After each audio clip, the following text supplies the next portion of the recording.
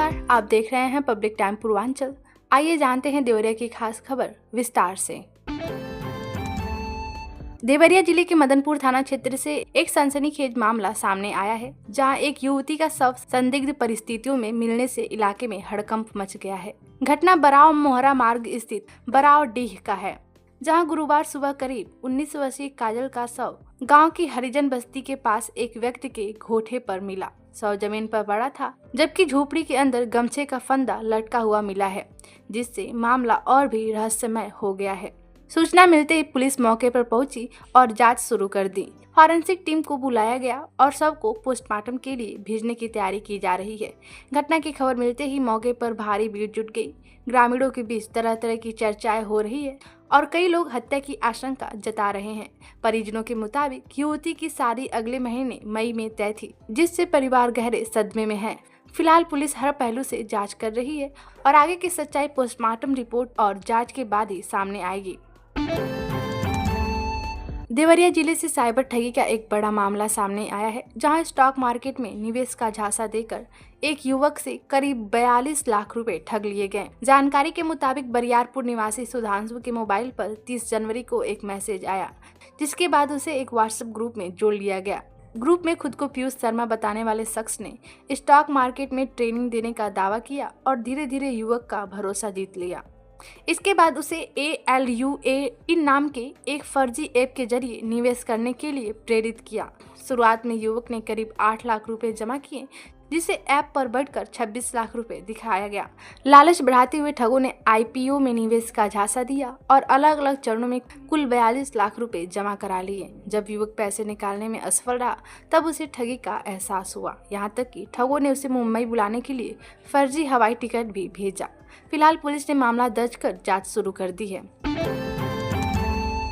देवरिया जिले के सलेमपुर कोतवाली क्षेत्र से एक दुखद घटना सामने आई है, जहां पेड़ से गिरने के बाद एक बुजुर्ग की इलाज के दौरान मौत हो गई। घटना ग्राम मंजरिया का है, जहां 55 वर्षीय रामनाथ प्रसाद अपने घर के पास लगे सिरफल के पेड़ पर चढ़कर फल तोड़ रहे थे। इसी दौरान अचानक संतुलन बिगड़ गया और वह पेड़ से नीचे गिर पड़े, जिससे उन्हें गंभीर चोटें आई हैं। घटना के बाद परिजनों ने उन्हें तुरंत महर्षि देवरा बाबा मेडिकल कॉलेज देवरिया पहुंचाया, जहां प्राथमिक इलाज के बाद डॉक्टरों ने हालत नाजुक देखते हुए उन्हें BRD medical college Gorakhpur refer कर दिया। परिजन उन्हें गोरखपुर ले जा रहे थे, लेकिन रास्ते में ही रामनाथ प्रसाद ने दम तोड़ दिया। सूचना मिलने पर पुलिस ने शव को कब्जे में लेकर पोस्टमार्टम के लिए भेज दिया और आगे की कार्रवाई की जा रही है। इस घटना से पूरे गांव में शोक का माहौल है। देवरिया जिले के सुरौली थाना क्षेत्र से एक सनसनीखेज मामला सामने आया है, जहां एक युवक का शव पेड़ से लटका मिलने से पूरे इलाके में हड़कंप मच गया है। घटना बरडीला अली गांव की है, जहां 32 वर्षीय अजय पांडे का शव बुधवार देर रात गांव के पश्चिम दिशा में स्थित एक खेत में आम के पेड़ से लटका मिला। बताया जा रहा है कि अजय पांडे घर पर रहकर पूजा पाठ का कार्य करती थी। परिजनों के अनुसार अजय बुधवार शाम किसी काम से घर से निकले थे, लेकिन देर रात तक वापस नहीं लौटे। रात करीब 11 बजे गांव के लोगों ने खेत में पेड़ से लटका शव देखा और पहचान अजय पांडे के रूप में की। सूचना मिलते ही मौके पर पुलिस पहुंची और शव को नीचे उतारकर कब्जे में ले लिया। आवश्यक कानूनी कार्रवाई के बाद शव को पोस्टमार्टम के लिए भेज दिया गया है। पुलिस इस मामले को संदिग्ध मानते हुए सभी पहलुओं पर जांच कर रही है। घटना के बाद परिजनों में कोहराम मचा है और गांव में शोक का माहौल है। देवरिया जिले में रबी फसल की कटाई के बीच आगजनी की घटनाओं को लेकर प्रशासन अलर्ट हो गया है। जिलाधिकारी दिव्या मित्तल की अध्यक्षता में कलेक्ट्रेट सभागार में एक अहम बैठक आयोजित की गई, जिसमें कंबाइन हार्वेस्टर मालिकों और संबंधित अधिकारियों को सख्त निर्देश दिए गए। डीएम ने स्पष्ट कहा कि सभी कंबाइन और भूसा मशीनों के साथ पानी से भरे ड्रम, बालू की बोरी और अग्निशमन यंत्र रखना अनिवार्य होगा। बिना इन सुरक्षा व्यवस्थाओं के कटाई कार्य करने पर रोक लगाई गई है। साथ ही बिजली विभाग को ढीले तारों को तुरंत ठीक कराने के निर्देश दिए गए हैं। किसानों से अपील की गई है कि वे बिजली के तारों के नीचे खड़ी फसल की जल्द कटाई कर लें।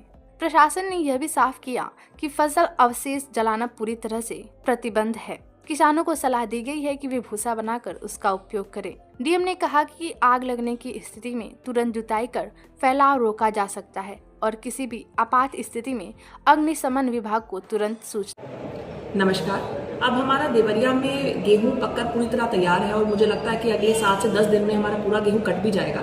मगर इसी मौसम में क्योंकि गर्मी भी बहुत है, आग की घटनाएं भी बहुत होती हैं, मैं सर्वप्रथम आप सभी को बहुत बहुत धन्यवाद देना चाहूंगी कि पिछली बार हमारी अपील और आपने कदम उठाए उससे हमारी आग की घटनाएं बहुत ही कम हुई थी। इस बार भी कुछ विशेष सावधानियां आपको अवश्य रखनी है। हमारे सभी कंबाइन और भूसा के जो मशीन के मालिक हैं वो सुनिश्चित करेंगे कि उनके मशीनों पे एक छोटा अग्निशमन यंत्र, पानी और बालू की व्यवस्था अवश्य है, उसके बिना कोई भी मशीन न चले।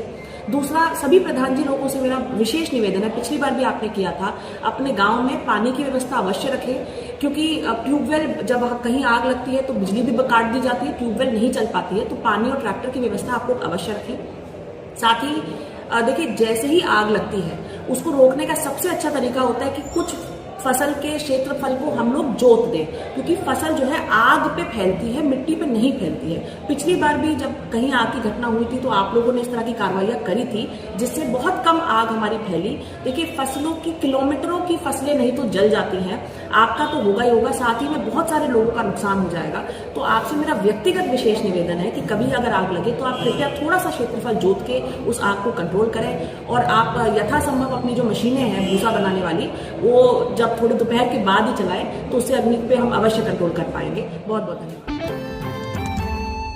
देवरिया जिले में सड़क दुर्घटनाओं पर लगाम लगाने के लिए यातायात पुलिस ने सख्त रुख अपनाया है। पुलिस अधीक्षक संजीव सुमन के निर्देशन में शहर क्षेत्र में विशेष चेकिंग अभियान चलाया गया। यातायात प्रभारी गुलाब सिंह के नेतृत्व में बस स्टैंड और प्रमुख सड़कों पर अभियान चलाकर नियमों का उल्लंघन करने वाले वाहन चालकों के खिलाफ कार्रवाई की गई। इस दौरान बिना driving licence, fitness, no helmet, 3 सवारी और नशे में वाहन चलाने वालों की जांच की गई। ब्रेथ एनालाइजर की मदद से शराब पीकर वाहन चलाने वालों पर भी सख्ती बरती गई। अभियान के तहत कुल 119 वाहनों का ई चालान किया गया, जबकि 4 वाहनों को सीज किया गया। इसके अलावा ई रिक्शा की भी जांच कर सही कागजात मिलने पर नंबरिंग की गई। पुलिस का कहना है कि इस तरह की कार्रवाई से न केवल नियमों का पालन सुनिश्चित होता है, बल्कि सड़क हादसे में भी कमी आ जाती है। यातायात पुलिस ने लोगों से नियमों का पालन करने और सुरक्षित यात्रा करने की अपील की है। देवरिया जिले में महिलाओं की सुरक्षा व सशक्तिकरण को लेकर पुलिस द्वारा मिशन शक्ति फेज 5 के तहत विशेष अभियान चलाया जा रहा है। पुलिस अधीक्षक संजीव सुमन के निर्देशन में जनपद के सभी थानों की मिशन शक्ति और एंटी रोमियो टीमों ने सार्वजनिक स्थानों और धार्मिक स्थलों पर महिलाओं और बालिकाओं को जागरूक किया।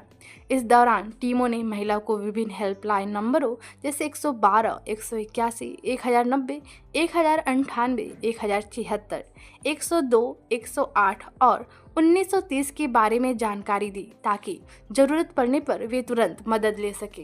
रुद्रपुर थाना क्षेत्र के दुग्धेश्वर मंदिर परिसर और महुआडीह कस्बे में विशेष अभियान चलाकर पंपलेट वितरित किए गए और महिलाओं को उनके अधिकारों और सरकारी योजनाओं के बारे में बताया गया। पुलिस का कहना है कि इस तरह के अभियानों का उद्देश्य महिलाओं को आत्मनिर्भर और जागरूक बनाना है, ताकि वे किसी भी परिस्थिति में अपनी सुरक्षा सुनिश्चित कर सकें। देवरिया पुलिस ने भी महिलाओं और बालिकाओं से अपील की है कि वे इन सुविधाओं का लाभ उठाएं और सतर्क रहें। देवरिया जिले में पुलिस को बड़ी सफलता मिली है। कोतवाली थाना और एंटी थेफ्ट टीम की संयुक्त कार्रवाई में 2 साथी वाहन चोरों को गिरफ्तार किया गया है। पुलिस अधीक्षक संजीव सुमन के निर्देशन में चलाए जा रहे अभियान के तहत यह कार्रवाई की गई। पुलिस टीम ने मुखबिर की सूचना पर कसिया ढाला के पास से दोनों आरोपियों को गिरफ्तार किया। गिरफ्तार आरोपियों की पहचान हरिशंकर गौड़ उर्फ आलोक और संपूर्णानंद मिश्रा के रूप में की है। इनके कब्जे से चोरी की 2 मोटरसाइकिल, एक टीवीएस राइडर और एक हीरो स्प्लेंडर प्लस बरामद की गई, जिन पर नंबर प्लेट भी नहीं लगी थी। पुलिस पूछताछ में आरोपियों ने बताया कि वे आसपास के क्षेत्रों से मौका देखकर बाइक चोरी करते थे और बाद में उन्हें बेचकर पैसे आपस में बांट लेते थे। इस कार्रवाई से 2 पुराने चोरी के मामलों का भी खुलासा हुआ है। फिलहाल पुलिस ने दोनों आरोपियों के खिलाफ मामला दर्ज कर आगे की कानूनी कार्रवाई शुरू कर दी है। देवरिया पुलिस का कहना है कि अपराधियों के खिलाफ अभियान आगे भी जारी रहेगा। देवरिया जिले में अपराध और अपराधियों पर लगाम कसने के लिए पुलिस ने एक और बड़ी कार्रवाई की है। पुलिस अधीक्षक संजीव सुमन के निर्देशन पर 2 पशु तस्करों के खिलाफ गैंगस्टर एक्ट के तहत मुकदमा दर्ज किया गया है। जानकारी के मुताबिक इस कार्रवाई में गैंग के लीडर भरत कुशवाहा और उसके साथ ही रामू कुशवाहा को निशाने पर ले लिया गया है। दोनों पर संगठित तरीके से पशु तस्करी करने का आरोप है। पुलिस के अनुसार इन आरोपियों के खिलाफ पहले भी गोवध निवारण अधिनियम और पशु क्रूरता निवारण अधिनियम के तहत मामले दर्ज हैं। गैंगस्टर एक्ट की इस कार्रवाई का उद्देश्य संगठित अपराध पर सख्ती से रोक लगाना और अपराधियों में कानून का डर पैदा करना है। देवरिया पुलिस का कहना है कि आगे भी इस तरह की कार्रवाई लगातार जारी रहेगी और किसी भी अपराधी को बख्शा नहीं जाएगा। तो ये थी देवरिया की खास खबर। आप इसे देख रहे थे पब्लिक टाइम पूर्वांचल पर। मैं हूँ ईसा। नमस्कार।